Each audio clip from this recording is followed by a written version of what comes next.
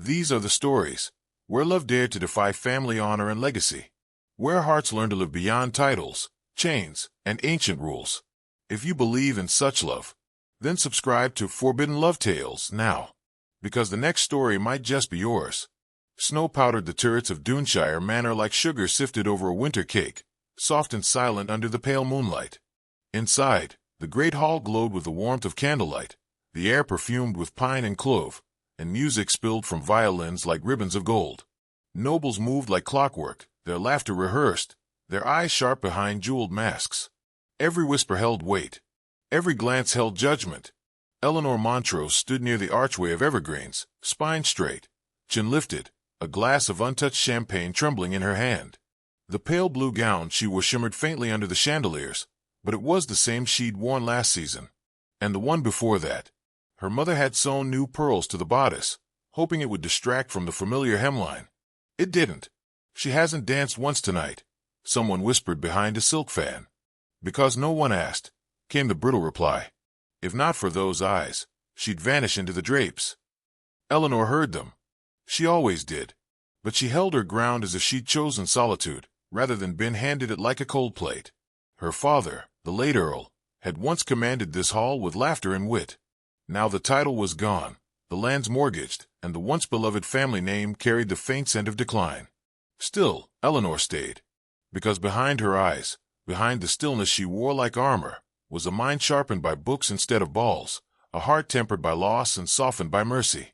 She did not know what she waited for. Only that something, someone, was coming. And then he arrived. Caspian Wolfe, the Duke of Strathmore, entered the ballroom like a thundercloud in velvet. His presence bent the air. Conversations faltered. Even the musicians seemed to play more cautiously.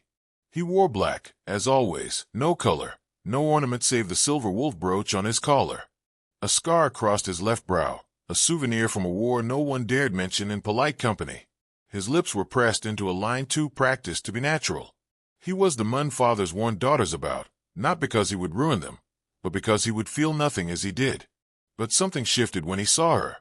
Across the ballroom, Eleanor's breath caught. She had never spoken to the Duke, not once in the 3 years he had visited the manor's events. But now, his gaze found hers with such certainty, such raw gravity, that the crowd between them seemed to vanish. She turned her head slowly, drawn by a force older than courtship. And then, like a whisper through silk, someone brushed past her. A servant. He moved quickly, efficiently, a silver tray in hand. But his hand grazed hers, a fleeting touch that might have passed unnoticed if not for the warmth it left behind.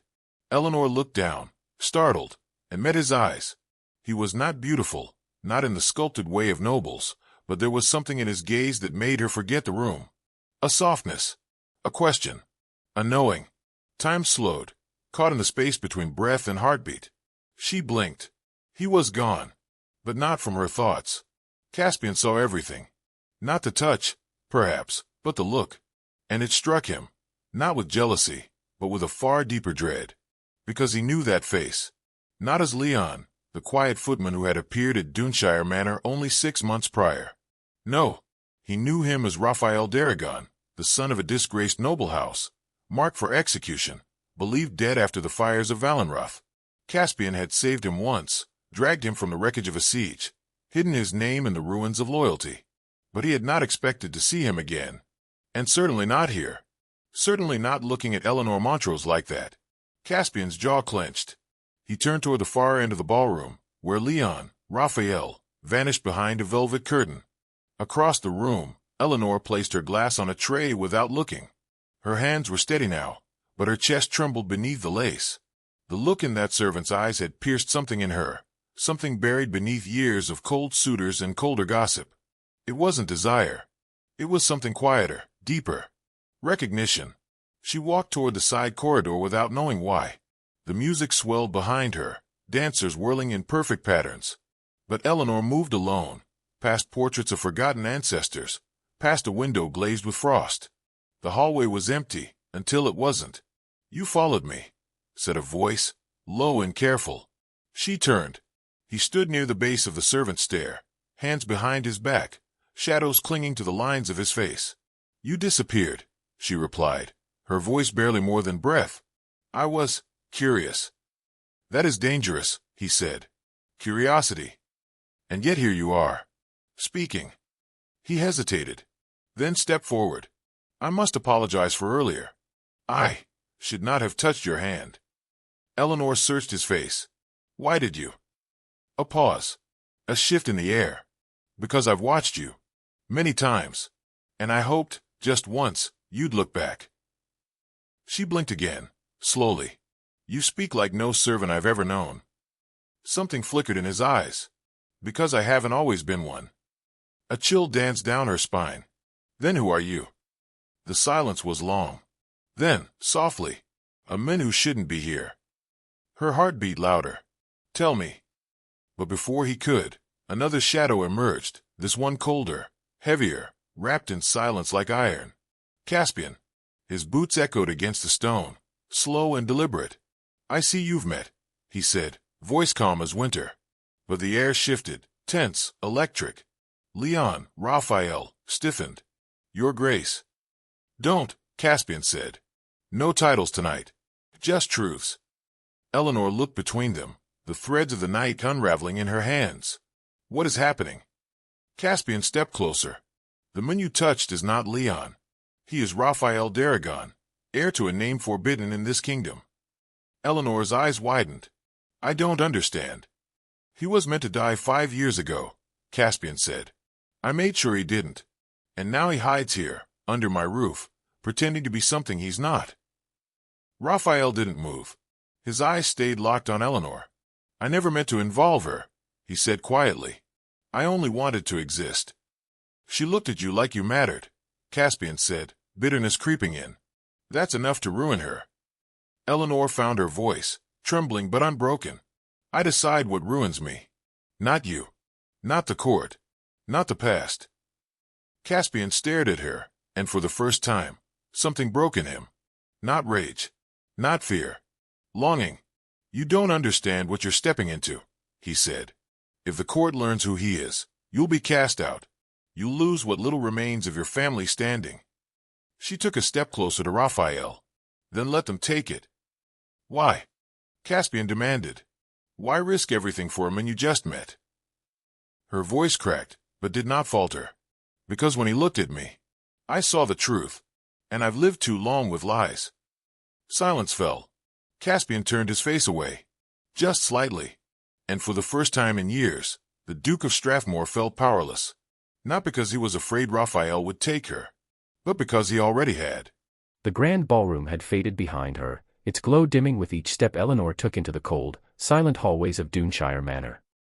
The air was cooler here, perfumed with old stone and candle wax. The stained glass windows stretched tall along the corridor, their colored panes painting fractured rainbows across the floor. Moonlight filtered in, solemn and still, casting long shadows where secrets had lived for centuries. Her breath trembled in her throat. It wasn't the music or the dancing or the way the nobles had stared that drove her away. It was the weight of the night. The look in the Duke's eyes.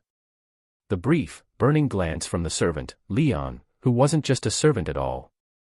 She pressed a hand to her chest, hoping the cold would steady her heart. But it was no use. She heard the footsteps behind her. Slow. Careful. Eleanor turned, the hem of her gown whispering against the stone. Forgive me, my lady, came the voice, soft and rough, like gravel beneath velvet. Leon stood there in the shadows, no tray in hand now, no mask of duty on his face. His eyes held only hesitation, and something deeper.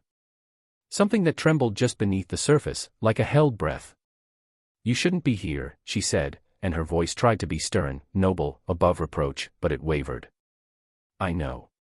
He bowed slightly, more out of instinct than protocol. But I had to speak with you. Why? To apologize, he said. For earlier. She frowned. For touching my hand. He nodded once. It was improper. I crossed a line. But I. He looked down. For a moment, he looked not like a servant, nor a noble, but something painfully human. I have seen you here, Eleanor. Many times. More times than I can count. And I have never once spoken. Never once dared. But tonight, when your fingers brushed mine, something inside me, his throat worked. I didn't mean for you to notice me. I only wanted to remember the feeling. Eleanor felt something twist inside her, something that both hurt and warmed. His voice held no arrogance, no claim, only confession. It was rare, in these halls of polished power, to be seen, truly seen, by anyone. You speak well, she said quietly. Too well. For someone meant to be invisible. He stiffened, ever so slightly. Because I wasn't always meant to be, he said. A silence fell between them. Her breath hitched. Then who are you really? He opened his mouth, but another voice answered for him. She knows now, doesn't she? The words cut through the corridor like the edge of a blade. Caspian Wolf stepped from the darkness, boots echoing, coat trailing behind him like the wing of a hawk. His face was carved from shadow, but his eyes were burning. Raphael turned, instinct tightening every line of his body. Your Grace, he said, bowing. But Caspian did not acknowledge the gesture. His gaze flicked only to Eleanor. You followed him. Her spine straightened. He followed me. And you let him. I am not your ward, she replied, her voice shaking now, not with fear, but fury. You don't understand what he is, Caspian said. Then explain, she demanded. Caspian's jaw clenched. Then he took a single step closer, as if the truth itself weighed down his limbs. His name is not Leon. It's Raphael d'Aragon. Once heir to Valenroth.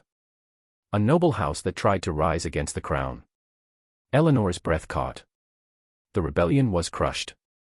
His family executed. He was meant to die, too. The world believes he did. She looked at Raphael. He did not deny it. I saved him once, Caspian said, softer now. On the battlefield. I found him bleeding beneath the ruins. I saw a man, not a traitor. So I spared him. Hid him. Brought him here. Raphael's voice was quiet, but clear. I never asked for protection. No, Caspian snapped. But you took it. And now you repay me by endangering the one person I. He stopped. Eleanor stepped forward, slowly, between them. You speak of him like he's a danger, she said. But all he's done is speak the truth. That truth, Caspian said, will destroy you. If the court finds out you've spoken with him, touched him, they will ruin you. Your name, your mother, your chances at marriage. Everything. I have nothing left they haven't already taken, she said. You know that. There are worse things than gossip. And there are worse things than silence, she whispered. Then she turned to Raphael. Is it true, she asked him. He met her gaze without flinching. Yes. You were born a noble. Yes. You were condemned. Yes. And yet you chose to stay here, beneath a false name, serving those who would spit on your bloodline if they knew. He nodded. Why? Raphael exhaled. Because it was the only way to live without losing the part of myself that still believed in honor. Caspian's voice dropped, almost a plea. He's not what you think, Eleanor. She turned on him. No. He's more than that. He's everything this world taught me not to want, and everything I've ever needed. You would risk your future. Caspian's voice cracked now, despite himself. For him. No, she said. Her voice no longer trembled. For me. For the part of me that refuses to be bought or bartered for. For the part of me that chooses love, even when it's impossible. Raphael stood still. As if afraid to breathe. Caspian stared at her for a long time. Then, quietly, almost brokenly, he said, You don't know what you're inviting. I know exactly what I'm choosing. He looked at her like a man watching a door close forever. And maybe he was. Maybe that was the moment Caspian Wolf realized he could command armies, silence rooms, and turn kings with his counsel, but he could not command a heart that had already been given away. Eleanor took Raphael's hand. And this time, she did not let go. Caspian stood in the library, alone with the dying fire, his hand resting on the back of a leather armchair as if he needed the support. The room smelled of old parchment and cedarwood, and outside the frost clung to the windows in twisting veins. He should have reported Raphael the day he recognized him. It would have been easy. One letter, one signature, and the condemned heir of Valenroth would vanish from the world for good. But he hadn't. For 6 months, he had let Raphael walk these halls. Let him serve. Let him get close to Eleanor. At first, he told himself it was mercy, a final gesture from a man who had seen too much death. But deep down, even from the beginning, he knew better. It was jealousy. Caspian could still see it, her hand in Raphael's, trembling, not from fear but from choosing. She had chosen. And Caspian, always the observer, always the man who arrived too late, had watched the choice slip from his fingers like sand. He stared into the fire. Its embers were dying. Like his resolve. He had sworn to protect the legacy of Strathmore, to never repeat his father's ruin, to be untouchable.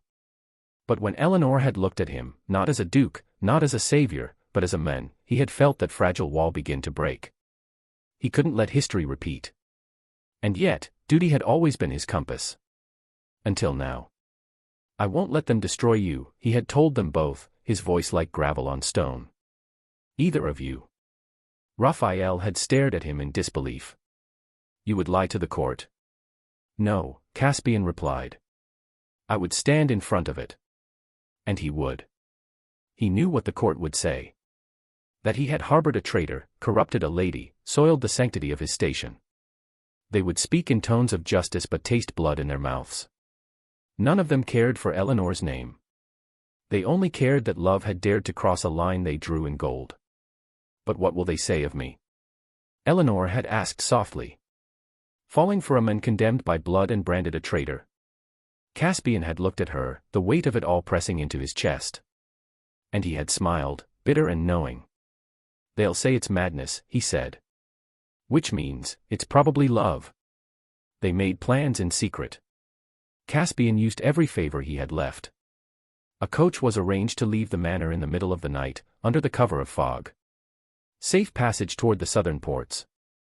Identities forged, names erased. He moved through each step with precision. Every risk calculated. Every detail buried in layers of protection. He became the architect of their freedom. But every time he saw them together, Raphael brushing her hand in passing, Eleanor pressing her cheek to his shoulder when she thought no one watched, Caspian felt something inside him crack. They didn't know he saw. They didn't know how much it cost him. On the eve of their departure, the snow fell heavy. The manor was quiet, thick with sleep and secrets. Caspian stood in the stables beside the waiting carriage, his cloak drawn tight against the cold. The horses pawed the earth, their breath clouds in the moonlight. Raphael approached, silent but sure. He carried no bag, only a folded coat slung across one arm.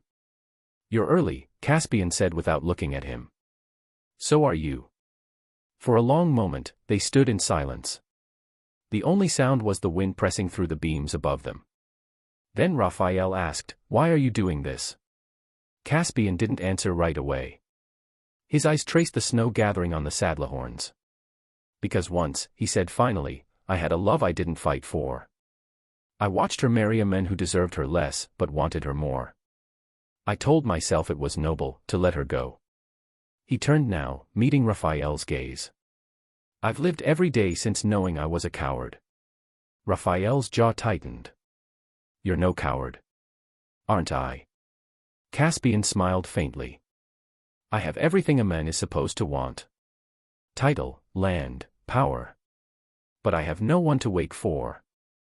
No one to miss me when I'm gone. I thought it was enough. Until she looked at me the way she looks at you. Raphael's voice dropped. If things were different. They're not, Caspian said. So go. Before duty remembers how to speak louder than heart. Raphael stepped forward and held out his hand. Caspian looked at it. Then clasped it. Their hands were rough, scarred, shaped by different battles but bound now by something stronger than blood. She's in your care now, Caspian said. That's not a gift. That's a vow. Raphael nodded once. I know. Footsteps echoed behind them. Eleanor emerged from the manor's side door, her cloak trailing behind her, her cheeks flushed from the cold. When she saw them, something in her eyes softened. Caspian looked at her and felt the breath leave his chest. Not because she was beautiful, but because she was radiant in the way people are when they've chosen, when they've risked, when they've loved. "Is it time?" she asked. He nodded.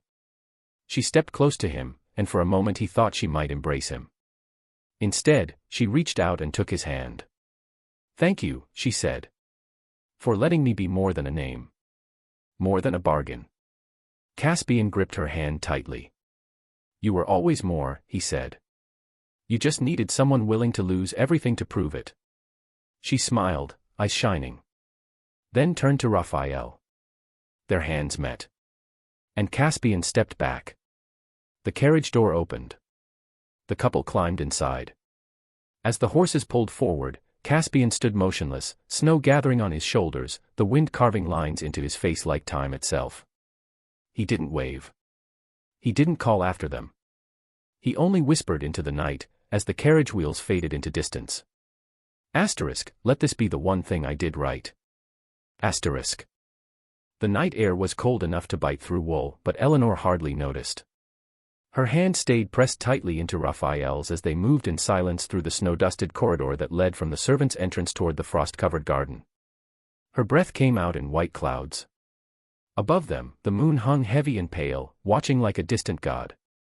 The carriage waited just beyond the side gate, its lantern flickering in the dark like a promise. The horses stomped restlessly, their breath mingling with the fog that curled over the courtyard stones. Everything was as planned. Until the voice shattered the silence. "Step away from Lady Montrose." They stopped cold. Lord Everton's voice rang across the open courtyard with all the smugness of a man who believed himself on the side of righteousness. He stood just beyond the statue of the old earl, the torchlight catching the silver trim of his cloak. 3 guards stepped into view beside him, blades drawn, blocking the path to the carriage. Eleanor's fingers tightened around Raphael's. Everton's lip curled. "Your Grace," he called out into the darkness behind them. "This traitor dares steal nobility under your roof. I trust you'll see justice done." There was a pause. Then footsteps emerged from the shadows. But not toward Everton. Caspian stepped forward, and stood beside Raphael. Eleanor gasped, barely daring to believe what she saw. "Caspian." "Not a word," he said, his voice quiet but unshakable. His gloved hand moved to his belt, and with one fluid motion, he drew his sword. The blade caught the moonlight like a flash of judgment. He stepped between Eleanor and the guards, body poised with lethal calm. "I will not let this end in chains," he said. Everton's eyes narrowed. "You'd risk your title for them. For a traitor and a ruined girl." Caspian raised the blade higher. "No. I risk it for me. Because this is the first time I've done something worth losing everything for." A gust of wind swept through the courtyard. The snow picked up around them. The moment stretched, taut as a bowstring. Then came the clash of steel. The guards surged forward. Caspian met them head-on, sword singing as it struck the first attacker's blade. The sound echoed through the stone courtyard, harsh and glorious. He moved like a storm, measured, unrelenting, forged in 100 battles. Raphael didn't hesitate. Unarmed, he darted behind the second guard, seized a loose lantern from the carriage post, and swung. The metal connected with the man's shoulder with a crack, sending him sprawling. The third guard rushed toward Eleanor, until she stepped aside with a dancer's grace, letting him stumble forward just long enough for Caspian's blade to find his leg. The fight was not long. But it was furious. When it ended, the guards lay groaning on the stones, their swords scattered like fallen crowns. Lord Everton stood frozen, face pale with fury and disbelief. "This won't end here," he spat. "You've betrayed your station. Your blood. Everything your father built." "No," Caspian interrupted, his voice calm and sharp as ice. "It ends with truth. Tell the court what you saw. Tell them a duke stood for a man condemned, and for a woman who dared to love without permission. Tell them the House of Strathmore no longer bends to cowardice dressed as law." Everton took a step back. His glare seethed, but his pride could not hold him in place. He turned and disappeared into the shadows, leaving his men behind like discarded weapons. The silence that followed was heavy with breath and heartbeat. Eleanor turned to Caspian, her eyes wide, her voice shaking. "You saved us." He sheathed his sword slowly. His smile was faint, and painfully sad. "No. I let you go." Raphael reached for the carriage door, ready to guide her in, his hand outstretched in trust. But Eleanor did not move. She looked at Caspian, at the men who had risked everything, not for victory, not for love returned, but for the right thing. For the first time in her life, she saw not a duke wrapped in titles, but a man stripped bare. And her heart couldn't bear the distance. She stepped back. Then turned. And ran. Not to Raphael. To Caspian. She stopped in front of him, breathless, snow clinging to her lashes. "You don't have to let go," she said. His eyes searched hers, broken open now. "Don't make me choose." "I'm not," she whispered. "Because you already did. When you stood beside him." Behind them, Raphael watched, not with envy, but with quiet understanding. He stepped forward. His voice was steady, resolute. "If I am to have her hand," he said, "then I must share her heart. And it seems, it belongs to you too." The snow began to fall harder, thick and silent, covering the footprints and broken blades, softening the edges of war. 3 souls stood in a circle the world would never understand, bound by something the court could never name. Not treason. Not scandal. But love. Impossible. Undeniable. Undivided. The carriage door remained open, the horses waiting. Eleanor looked between the men, one with blood on his hands, the other with a wound on his soul. Both had chosen her. Both had fought for her. And both, in their own way, had won. She stepped back between them, her arms at her sides, her head bowed for a moment in silence. Then she reached for both their hands. And neither of them let go. Years later, they would still speak of that winter's ball. Of the gowns and the gossip and the noble who vanished before the season began. But none of it mattered. Because when they whispered of Duneshire, they didn't speak of scandal. They spoke of the night a servant reached for her hand. And the Duke's heart chose to risk everything.